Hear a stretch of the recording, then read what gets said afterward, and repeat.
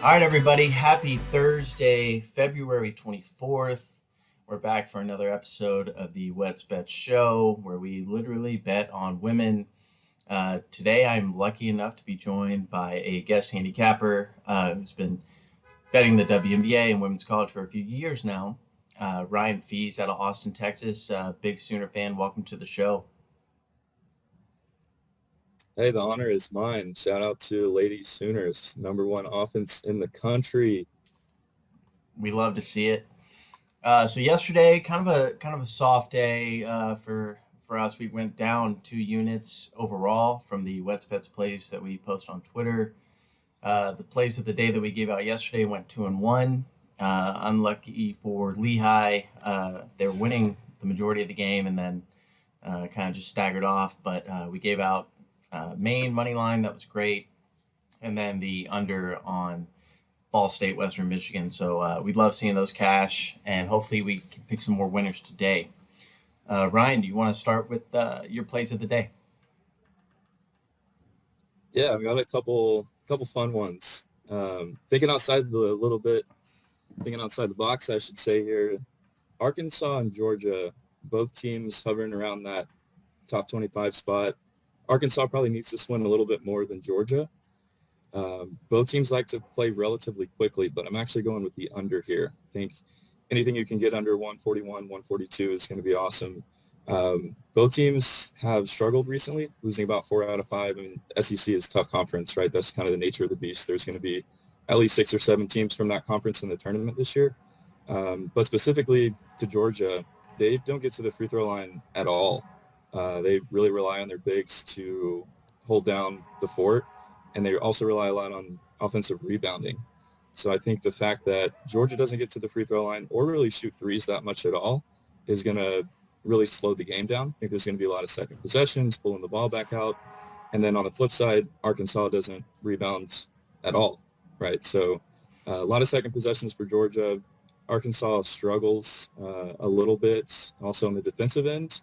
So I really think they're going to have to slow the game down in order to try and win this one. So I definitely see Georgia taking this one in the end, but I love the under. Anything under 141, 142, I think it's going to be a strong play. I love it. Any other picks you got? I mean, I know we love any time there's a BYU game, but they are on the road, and I think it was 15 and a half this morning. Yeah, we were talking a little bit before we went online here. I mean, we've been riding the Lady Cougars all season. I'm going to keep it going. I think anything over 14-15 is great. I'll probably be watching the live market, see where it goes. It's kind of my strategy, right? Especially these games can start off a little bit slow. Maybe BYU goes down 2-4 early and you can grab a better line. But the narrative is great, right? They're looking to solidify a top 4 seed. And the top 16 seeds in the March Madness tournament get the opportunity to host round 1 and 2. And for BYU, that's huge, right? They have a really low strength of schedule. They haven't had the opportunity to play a lot of top 25 games, so that home court advantage in the first couple rounds is going to be huge. I think they beat Santa Clara by 34 last time. That's right. Yeah. So with this line around 15, I got to take a shot there. I mean, Santa Clara allows 50% shooting, which is, again, one of the worst rates in the country. And I think BYU is number 1 on that stat. So I got to take a shot on this one. I do like it. I'm not sure how heavy I'm going to go with it. I kind of like the over in that game, just based on how low scoring Santa Clara was. I feel like they've been playing somewhat better, and their teams are definitely better at home. And anytime a team gets to play a team like BYU, Gonzaga in that conference, I feel like they give them their best shot, especially at home. So I'm going to do a little bit on the over in that game, but going to ride with you as far as BYU minus 15 and a half. Any other last plays for you today?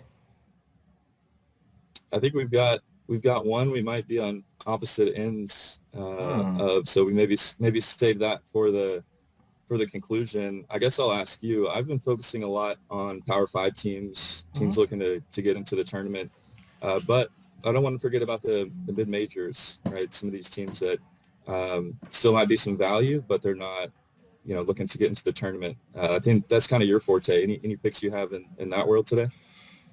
I was looking throughout the lines today, and we didn't see as much movement as we did yesterday, but there's a few games I did like. I do like Abilene Christian on the money line. I think it's plus 106. They're plus 1.5 today. I just think they're a strong team, and I don't see Lamar as a team that really scares me with Abilene Christian. They're a top team in that conference, and I feel like they should get the job done. So I'll be taking plus one and one, money line and plus 1.5. My next play in the mid-major market, I guess, would be Cal Baptist, minus 18.5 against Dixie State.